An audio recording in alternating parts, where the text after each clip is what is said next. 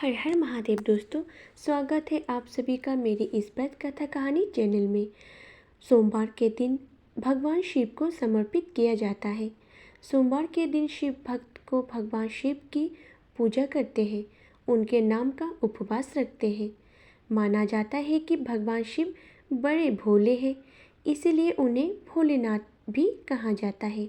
शिव भक्त को अपनी मनोकामना को पूरा करने के लिए सोमवार को महादेव का व्रत करते हैं। भगवान शिव को प्रसन्न करना वैसे तो काफ़ी आसान है, लेकिन फिर भी सोमवार के व्रत के कुछ नियम हैं जिसको ध्यान में रखकर आपको शिव की पूजा अर्चना व्रत रखना चाहिए। आइए जानते हैं उन नियमों के बारे में।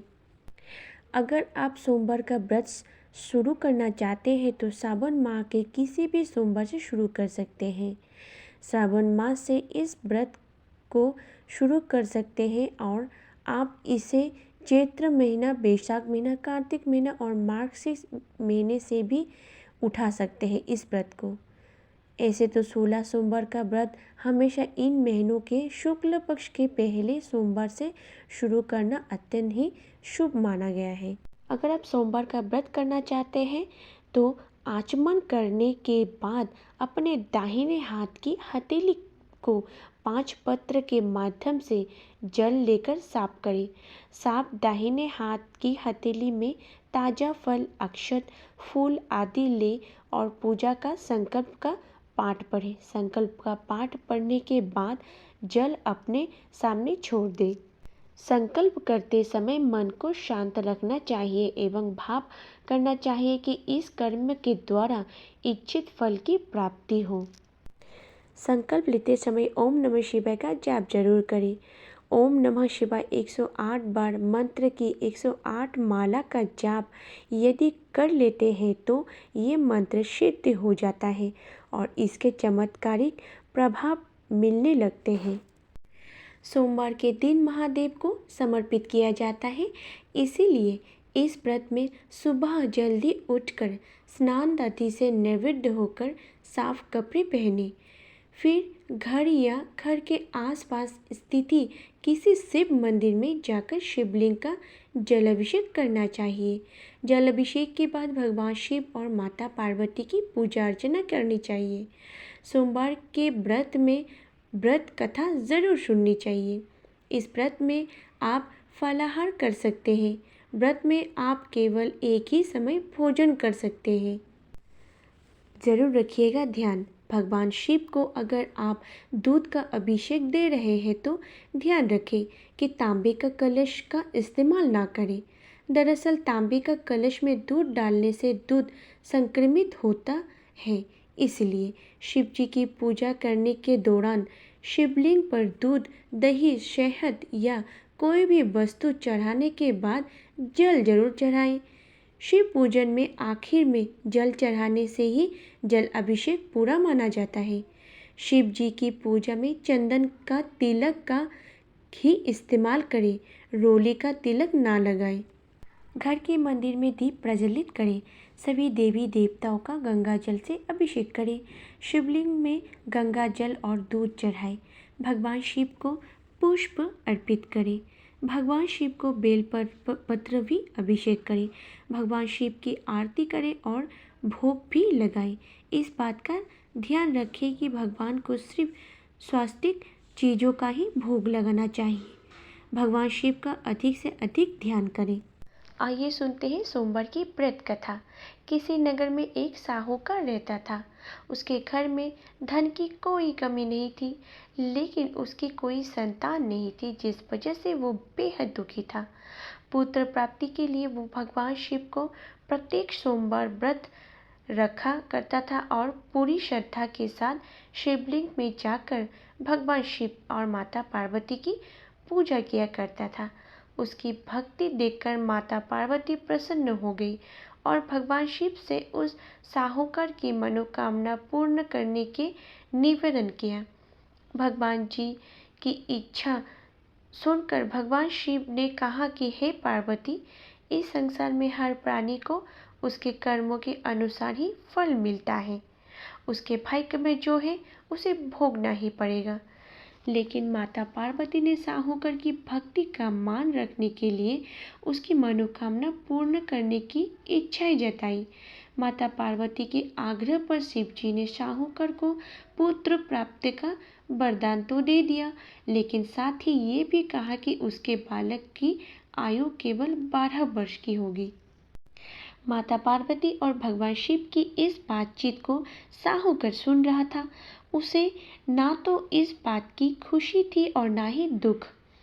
वो पहले की भांति शिवजी की पूजा करता रहा। कुछ समय उपरांत साहू के घर एक पुत्र का जन्म हुआ।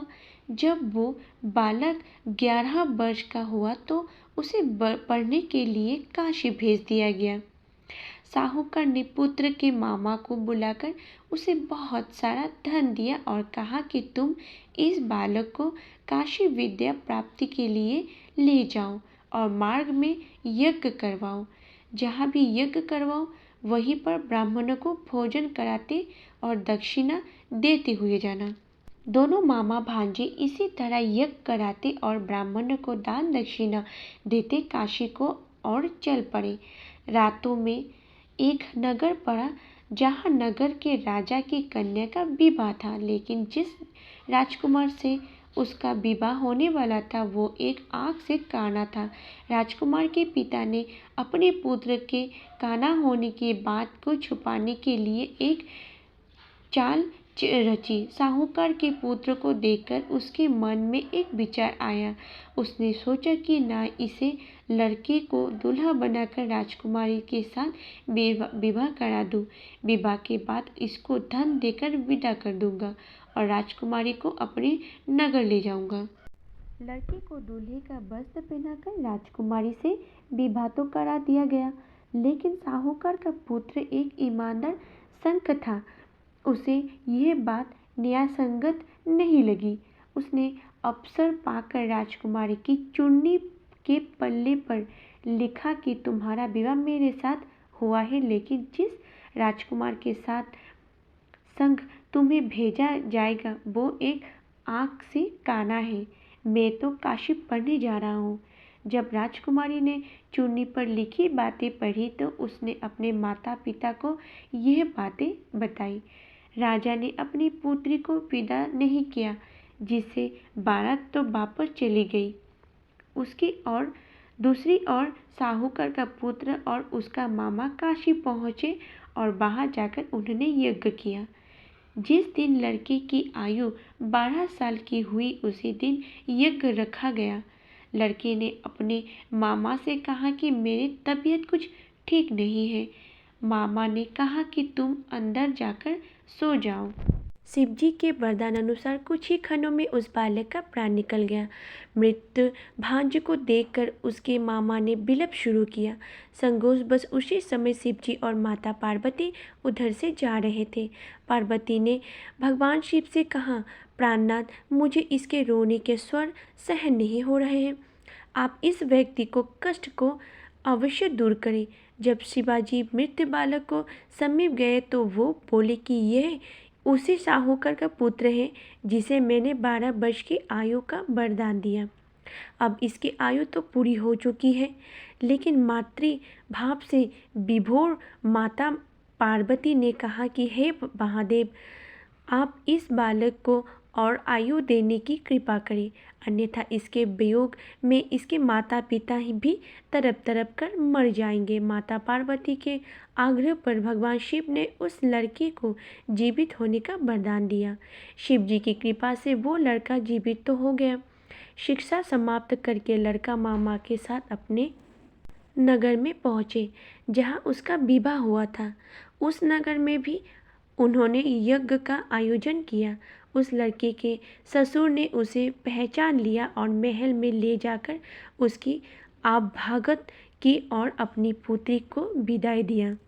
इधर भूखे प्यासे रहकर साहूकार और उसकी पत्नी बेटी की प्रतीक्षा कर रहे थे। उन्होंने प्रण कर रखा था कि यदि उन्हें अपनी बेटी की मृत्यु का समाचार मिला तो वो वही प्राण त्याग देंगे, परंतु बेटी को जीवित होने का समाचार पाकर वो बेहद प्रसन्न हुए। उसी रात भगवान शिव ने व्यापारी को स्वप्न में आकर कहा कि हे श्रेष्ठ, मैंने तेरी सोमवार के व्रत करने और व्रत कथा सुनने से प्रसन्न होकर तेरी पुत्र को लंबी आयु प्रदान की है।